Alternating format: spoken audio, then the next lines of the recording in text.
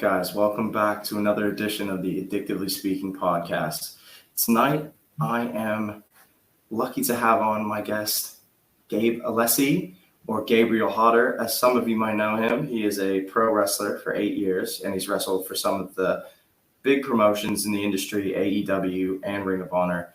He's a 9-time tag team champion across independent circuits, which is an amazing feat. Absolutely unbelievable. Current wrestling trainer at Super Crazy Pro Wrestling, Skid Row Academy. And he's here to talk about his brother that he lost in 2019 to fentanyl poisoning. So this wasn't an intentional taking of fentanyl. This was an accidental. He did not know it was happening, which is an absolute tragedy. And he's also the co-founder of the Christian's Crew nonprofit organization. Gabe, it's a pleasure to have you, man. Thanks for coming on. Thank you for having me. This is a new experience for me doing a podcast as Gabe and not Gabriel Hodder, but it's definitely something I'm looking forward to being a little more open and a little more of my actual personality as opposed to my wrestling persona. But yeah, as you mentioned, I tragically lost my brother on March 13th, 2019. From what we believe, based off the police report and everything involved with it, we thought he was taking Xanax, and it ended up being laced with, in this case, a very lethal amount of fentanyl. I mean, that's horrible. I mean, that's murder right there. Somebody sold your brother knowingly with that laced on it, which is absolutely horrible thing to have to go through. Yeah, and like you mentioned, like it is like murder. Like my parents were interested in pursuing an investigation against where it could have come from to like press murder charges, but unfortunately we never got any leads, and we were never able to, trace it back to where it came from. But yeah, it's absolutely right. And like, that's kind of the message that we're looking to spend, because it's really unfortunate that every day, especially over here, like in America, it's really becoming an increasing problem that these people are accidentally overdosing or being poisoned by fentanyl. Yeah. I mean, I've been away from America for about 5 years now, so I don't really know what's happening, but I have heard a lot about fentanyl and fentanyl being put onto all kind of different stuff, like weed and just in heroin and all kind of stuff that people are not knowing that it's in there, and it's causing people to die instantly because, it's lethal. It's lethal amounts of it, and it's such a high concentrate synthetic opioid that it just kills people instantly, which is crazy to think that that's out on the streets for people to buy, to get. Yeah, and not knowing, like it's scary. Yeah. So, hopefully, as you stated, the Christian Crew Foundation, which was started by me and my brother, one of our goals is to, raise awareness for fentanyl poisoning. My mom went to Washington this year for like a march about it. We try to be very active in promoting that message. And also, though, not just that, we help out the sober living community a lot. Almost all of the profits that we raise through our Christian Crew Foundation, we turn around and we give it back to like a sober living house. Some of the money we use to give in the name of my brother and a scholarship at our high school that me and him went to. So we're trying to do a lot, not just, raise awareness, but to also do some good work out in the community as well. That's amazing. So before we get too deep in, like, tell us a little bit about your brother. He's an older, younger brother. Tell us about him. It was my older brother, Christian. He was 6 years older than me.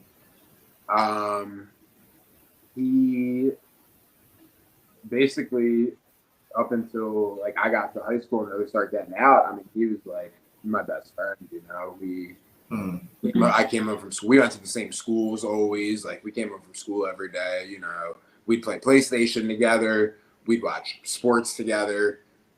We loved wrestling. He probably liked wrestling, you know, whereas I did. Like I would have never been in any position to even know what wrestling was. Like if it wasn't for my brother.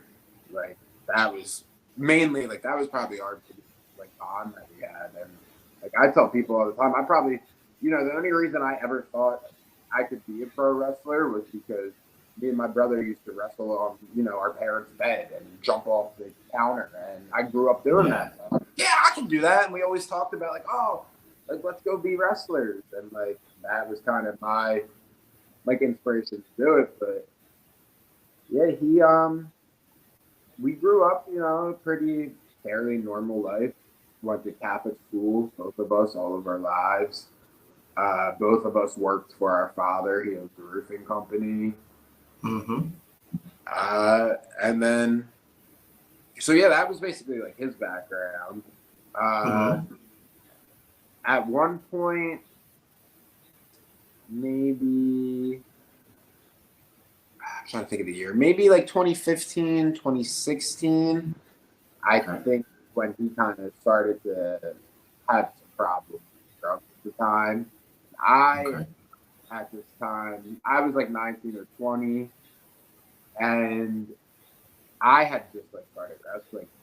So I was really busy. Like and I wasn't really aware of like what was going on all the time. You know, like I would hear sometimes him and my parents maybe arguing about stuff, you know, things like that. But I was kind of oblivious to it, because like for me it was just like, oh, like, you know, that's just my brother. Like he would always he would never get in huge trouble, but you know, he would party in high school and stuff like that, like all high school kids do. So I just kind of thought really nothing of it at the time. And then I guess maybe around 2017, they told me he was going to go away to rehab, and I think that was like kind of really when things like kind of clicked for me.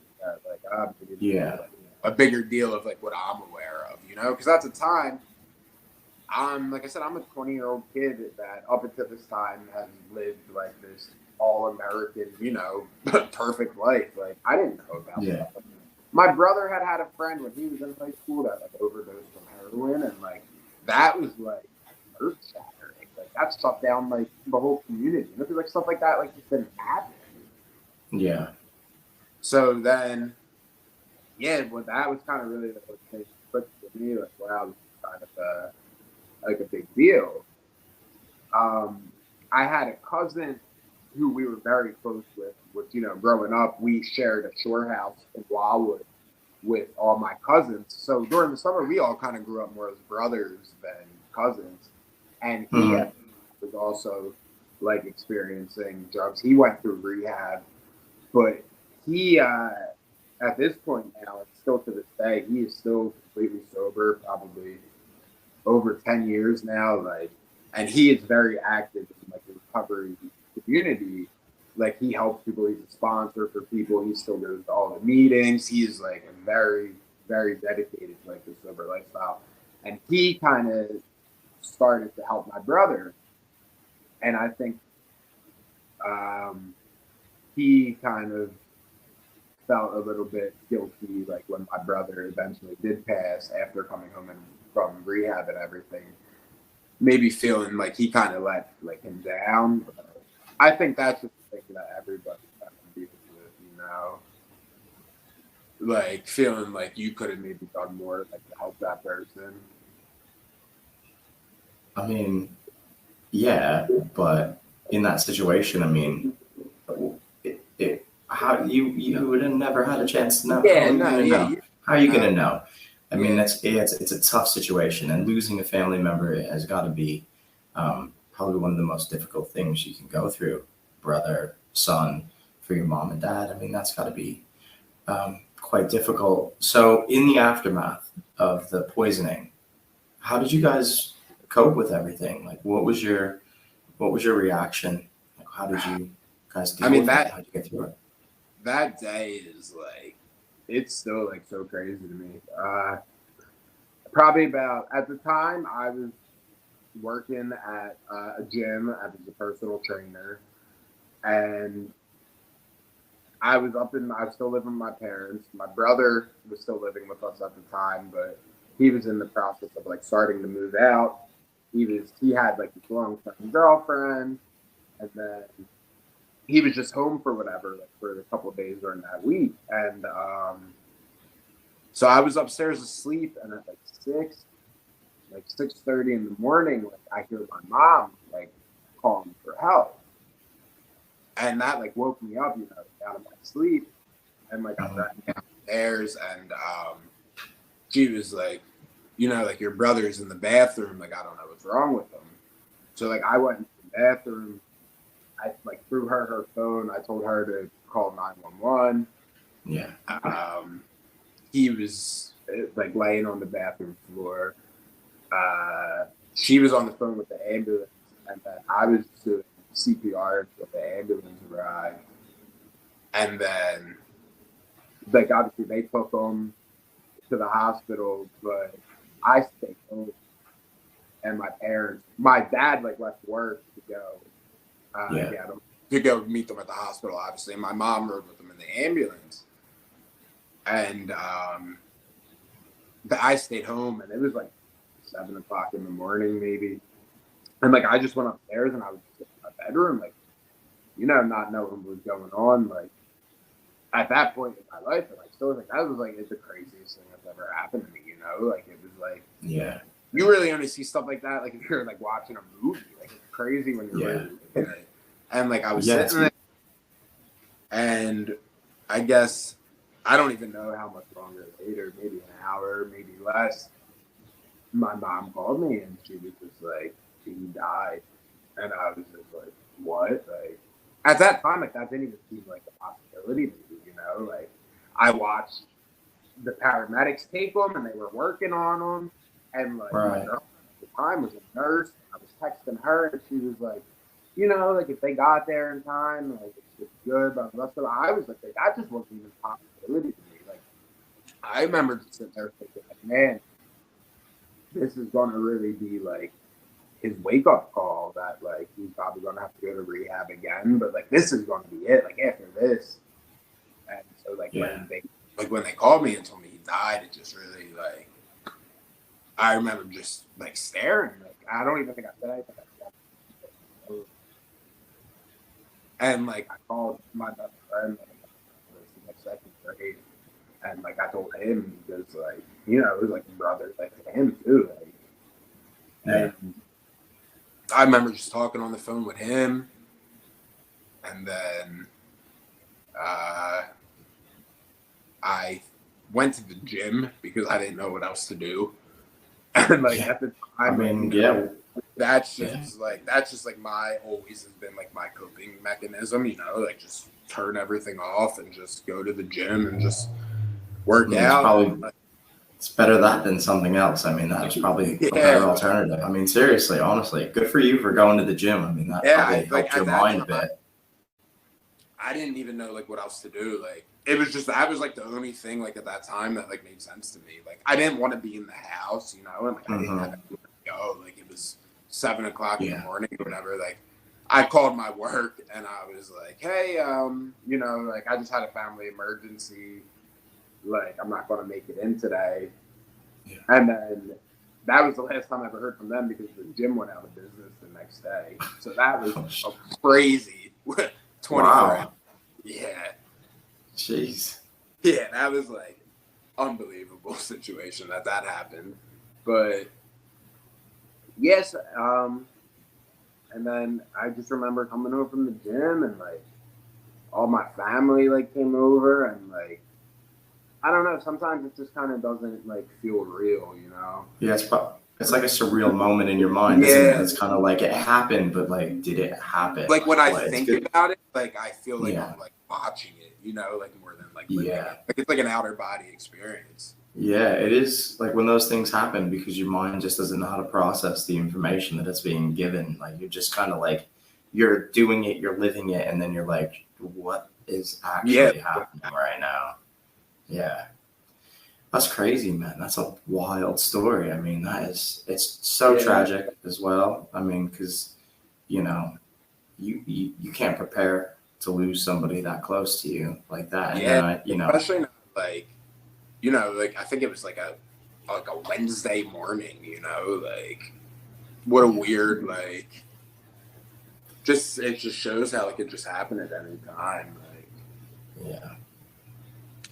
Um, so how long after his passing did you guys decide that you were going to do something positive with his memory, with his legacy? You know, because this is now, you know, forever tied to him, and this is something that obviously you can do tons of good with. You know, how long after did you guys decide to do that? um, I feel like not long, like my mom was like so uh from like just being so like devastated, really like Mm-hmm. really motivated. Like she was just like, I want to like do whatever and like now just to help.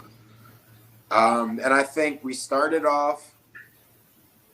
So if he passed in March, I think that following December was like the first like unofficial at the time, the first thing we ever did, and we adopted like a family for Christmas for that year in my brother's name. So we, we got a family, had like 4 or 5 kids that were underprivileged that needed it. The mom was sick. So like the dad wasn't working, and it was a really terrible situation for them. And like we just figured like if we can help, we should help. And like if we can help someone going through a bad time like we did, if we could help it be not as bad, like I kind of feels like that's like the right thing to do. And like I always say, like myself, like even with our other things, like I think it's pretty cool that I'm in a position where I can help people. Like Mm. that's something that like I'm always kind of grateful for. Like it's just like makes me feel good that I can have a positive like impact on this world, and I'm in a position in my life where I'm able to just help others in different ways. But like I said, like that first year we did the Christmas drive, so that's become an annual thing and it gets bigger every year. We try to do multiple families. This past Thanksgiving, we for the first time ever did a food drive, and we donated a whole Thanksgiving dinner to a sober living house of I believe 16 individuals. So it was a lot. That was really cool. That was very successful this year. And then coming up in April, which is my brother's birthday, is in April. We're having our second annual cornhole tournament. Which, Nice. yeah, it's like and like that was as you were saying, like how we figured out like what did we want to help people, like when our biggest thing was we were kind of like what should we do, because it's a terrible situation, but we wanted something fun to remember like him by, like so like we thought originally we were going to do golf because like my brother loved golf. He was like an avid golfer, but not everybody golfs. And it's hard. I'm not good at golf. Like so we were thinking like, well, what about cornhole? Like it's a little more relaxed. More people will come out to it. So last year we did was our first cornhole tournament. It was very successful. All the money we raised from the cornhole tournament was used to like buy some of the food for the Thanksgiving drive.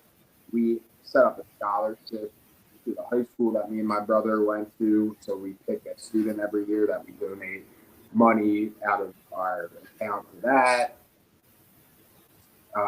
So yeah, we're just like I said earlier, just really trying to make a difference in the community any way that we can. Honestly, that's a beautiful way to honor your brother by doing all those great things. You know, and it shows the kind of people you are as a family as well. Is that you had a really terrible thing happen to you, but now you're turning it around and making a lot of great things happen for other people, which I think is amazing. It's hugely commendable, and I'm honored to have you on the platform to be able to share this kind of stuff, because I think people in addiction and people in recovery need to see that even though bad things happen, good things can happen as well. That you can make really good things, and you can, out of such a tragic loss, can come such good. And I think your brother would be really proud of you guys for doing those kind of things in his honor, his memory and his legacy. So I think that's great. That's really good. Yeah, I mean, it's like exactly like you said, like you can take a really horrible thing and just kind of make it not as bad, just kind of piece by piece, by doing a little good thing here, a little good thing here. That makes it not as bad. So it seems like your mother is the driving force for the organization. Does your dad participate as well? Like, is it a big family thing? Yeah, he helps out, but he's not as I would say maybe vocal or like outspoken about it, But he's there, he's there at all the fundraisers. He's doing everything. Last year for the fundraisers, he cooked all the hot dogs and sausage and peppers. He's more behind the scenes. Yeah. So your mom's the front runner. She's the vocal. She's the vocal piece. Yeah. And you as well. Now that you're sharing your story, so you're being more vocal and being more transparent as a person outside of your wrestling persona. So I think that's really cool, because you have a persona, for pro wrestling, but this is more of who you are and what you do in your actual life outside of the ring. Yeah, a little bit kind of behind it. A lot of it is kind of the driving force to why like I mentioned earlier, like me and my brother growing up, we always talked about, we'd play the video games. We'd be like, this is going to be like us one day, like wrestling. And I went for it, but without them conversations, without watching wrestling every night and wrestling, I would have never have probably been where I am now and got to do whatever I've done. And I'm forever grateful to my brother for that. Like, I don't think I would have ever gotten into wrestling if not for him. So where can people find Christian's Crew, and how can they help out? Is there a website? Is there social media that they can get linked up to? And I'll include all the links in the bios and stuff like that, so that if people are listening and they want to help out and donate or help Christian's Crew in any way, I'll leave those links there so you can get in touch.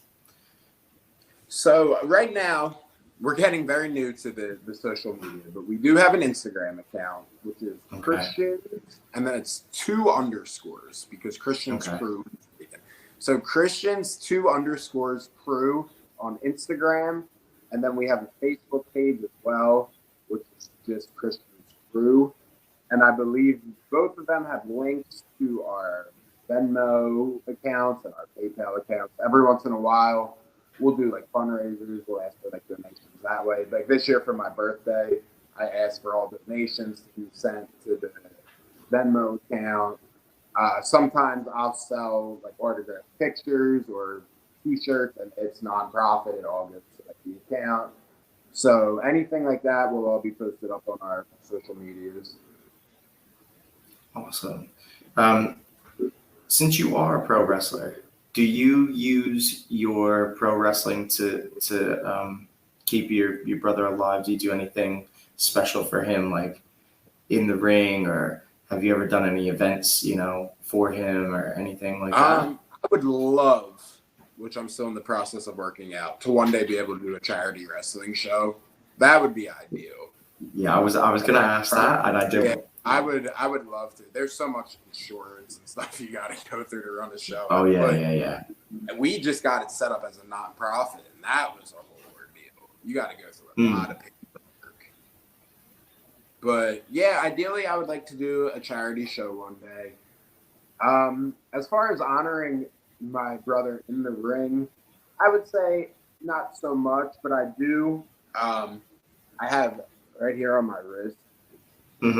Yep. I got his birthday tattooed on my wrist, so I kind of always have him with me there. That's cool. I feel like that's like my little, way. Yeah. Kind of having him next to me. Yeah. That's cool, man. That's really cool. So what are your plans for the future for Christian's Crew? What are you looking to do with it in like the long term? Do you guys have long-term goals, or is there? Right now, we are in the process of trying to work out going into schools and giving like presentations. Yes. Yeah, that's like our Love next that. goal that we would really love to get into. I think that that's something that is like very important and can be like very impactful. When I was in high school, do you know Chris Herron? He's like real big. Really He familiar. played like for the Celtics, and he was like he's real big in like he came and like talked to us, and I remember like that just being like the most powerful like thing I've ever been a part of. Like just looking at this guy and hearing his story and being able to feel it like coming off of him. So hopefully that's something that we'll eventually be able to get into and be able to inspire the same people. It's the same way like I was inspired by meeting him that day. Yeah, but yeah, that's our big goal, is to start kind of going around to different schools and giving presentations. Is it difficult to get involved in that? Is it difficult to get into the schools? I don't know how it is. I mean, I know there's a lot of strictness in schools, like as far as letting people in and that kind of stuff, like what it all entails. I don't know how much my mom has reached out yet. I think it might be a case of like maybe not really having like any credentials, like just being like, hey, like we're gonna let this, but I don't know for sure. I do know she wants to reach out to like our high school to start. That would be the start. Like, that's a good jump off point. Yeah, and I know like she has like a PowerPoint sent to her from like she goes to meetings. Like I said, she does way more than me. She is like way above and beyond with all of this. She has meetings with like all these other mothers from around the country, and she's in all these groups and stuff. Like she has a PowerPoint like emailed her that she just has to like change some stuff to it, but that is like a full presentation. Like so, like that's ready to go. I think we just kind of need to pick a time and a place, and I think she's a little nervous about the public speaking, so I might need to take over something. You might need to throw on your pro wrestling gear and just get in the character and just cut the best promo of your life. Listen here, boys and just let me tell you something. Just hit him with a full Hogan. Listen here, brother. Hit him with it. But that's actually a big picture for us. Cool. I mean, I when I was in the States, I worked with a small group of people in recovery, and I did several speaking engagements at high schools. So it is possible to get into those places. I would suggest to look for high schools that do like a drug awareness day, or suggest to these high schools to start doing drug awareness days or drug information days, because that's when we were brought in. We were brought in because we were like my buddy was trying to get it to become a nonprofit, but I don't think he ever got there in the end, but he had this small group and we went into the schools and we just basically all shared our stories. And it was like 5 or 6 of us. It was like a panel. And we'd all share, and then we take questions at the end. But I would suggest, just speaking to the schools and seeing if they do anything like that, any type of those programs. Just, if they have a drug awareness day, say, hey, we'd like to bring our nonprofit in to have, and just see how it goes from there. But definitely doable, man. Yeah, I think so too. I think it's just we gotta put a little more out there. We got to put ourselves out there a little more, which is always hard when you're starting up something new, But definitely, like you said, definitely possible. Absolutely. Do you have any other plans like for yourself to do more?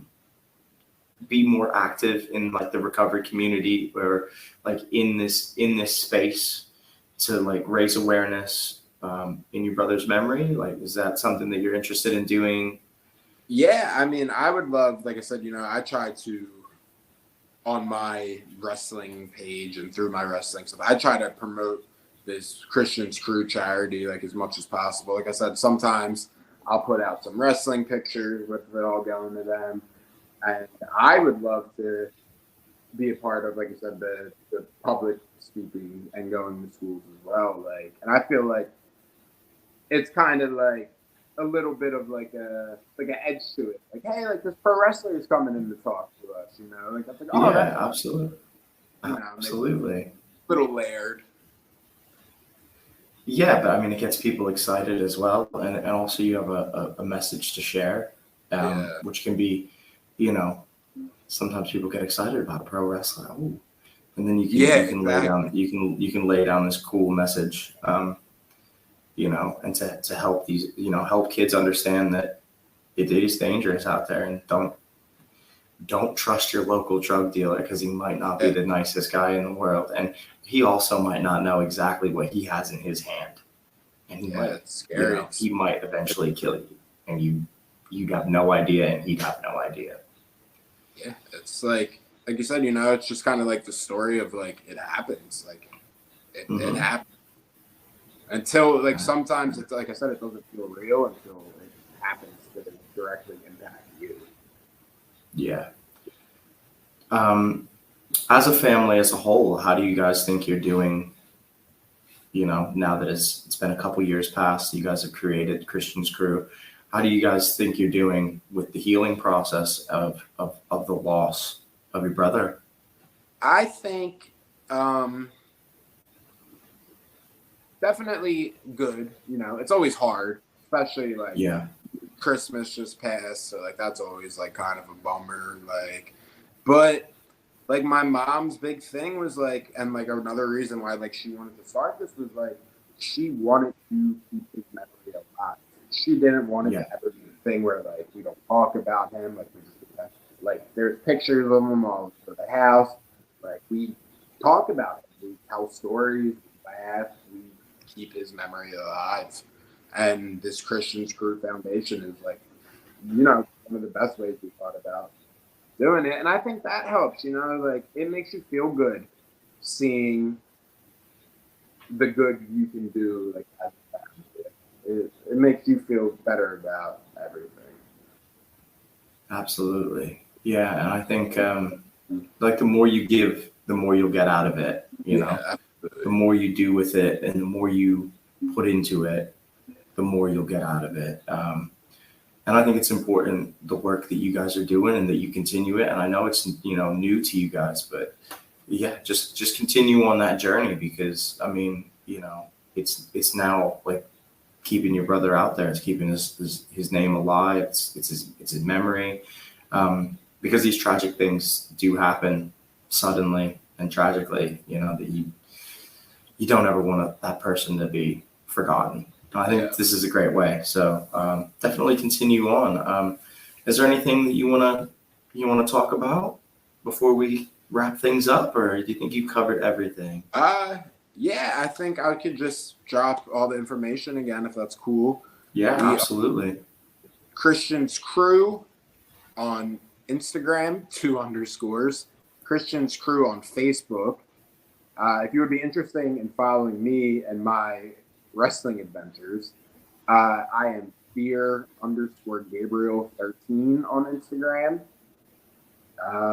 And yeah, just be on the lookout. Like I said, sometimes we do little random fundraisers, little pop-up events, and every support helps. When I tell you every single dollar is turned around and donated to somewhere else, it is all just everything that we get, we give back. That's awesome, man. Listen, it's been great having you on. I appreciate you coming on. I'd love to be involved in some of the stuff you're doing, and I'd love to help you guys out in any way possible. So please stay in contact. Also, we can. My mom already. She was like, "I'm going to follow him." So put me in contact with your mom. I'd love to talk to her. I think it would be a great conversation to be had, because I think we need to share the side of the story as well. I mean, I've been sharing stories with people that are directly affected by drugs and alcohol, through their own recovery, but this is, family members and stuff. And I think your stories are important because it seems like your brother kept everything quite quiet for a long time about what he was doing. Yeah. And before you guys really caught on to it, which I think, in drugs and alcohol, that's mainly what people do. We keep it quiet enough that you don't kind of fly under the radar, and then something like this happens. Like that other side of the story is important to like show other people, like if you are going through this, if you did lose a brother or sister, or a lot of people can kind of like crumble, and it like can be really hard on them, and it's hard, it's terrible, but there is like you can kind of turn that negative energy into a positive energy. Like there is a brighter day that we can all kind of work together towards. Yeah, because like I'm motivated. Like I took that bad situation that crushed me, killed me, and now that's my motivation to kind of go out and do like the good in the world. Well, I think you're doing a lot of good, and I think the organization is it's a great organization that you guys have created in memory of your brother, and I think it's great that you're out there, and it's great that you're hopping on podcasts and you're doing the things that you need to be doing to get the message out there so that people hear it. So everybody should be aware that fentanyl is deadly. It is lethal. It is killing people left and right. You might not even know that you're taking it. So please, people, be aware that you might not even know you've ingested it, and it can kill you just like that. So please, be aware of what's going on in the world. Watch out for fentanyl. It's a poison, and it's killing people. So, I think that's how I usually do. I have 3 questions to close my episodes, and it's like 3 things that you need in your recovery, but you're not currently in recovery. You are. So what are 3 things that Gabriel needs in his life to keep him going? What are the 3 things that you need? Definitely the gym is number 1. Nice. Yep. I think good friends is really important, a good support system to keep around. Yes. And what else? That's a tough question.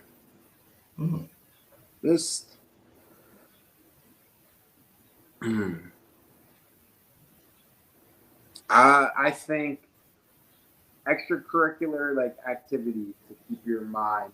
So not just for me, I feel like, but like for me, like mine is wrestling. But I feel like people need to have like outlets. I think having an outlet is very important. Something just to take your mind off of the bad stuff for a little bit. Yeah, absolutely. Totally agree. Those are some good ones. I like those. Well, man, it's been a pleasure having you on. Thank you for coming on. I appreciate it. No, not a problem. Like I said, I will stay in touch. What time is it over? I said you were so accommodating. What time is it over there for you? Oh, it's only 8:38, but yeah, I gotta be up early. I gotta be up early for work. But no, I'm happy to do this. I'm happy to get your message out there. That's, I'm happy to promote Christian's Crew. So if you're on the lookout, on the social media, look out for Christian's Crew. Find them, follow them, like, share, support. Show these guys some love. They're doing some great things. So thank you again, Gabriel, for coming on. And yeah, man, stay in touch. And I'd love to talk to your mom about things so we can have another a better conversation, more conversations, because they need to be had. So thank you so much. This has been the Addictively Speaking podcast. I'm your host, James, and we're out.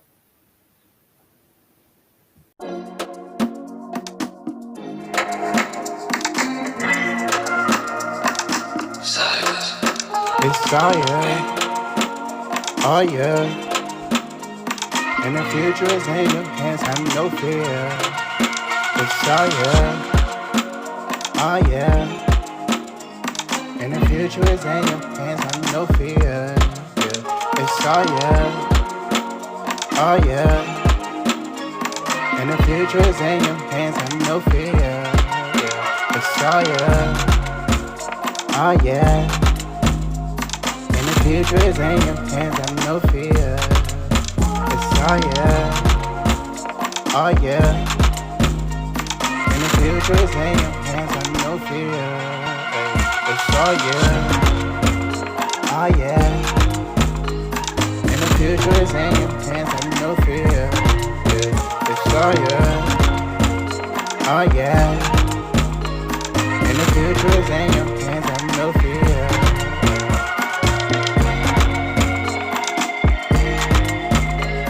And the future is in your hands, I have no fear. It's all yeah. Oh yeah. And the future is in your hands, I have no fear.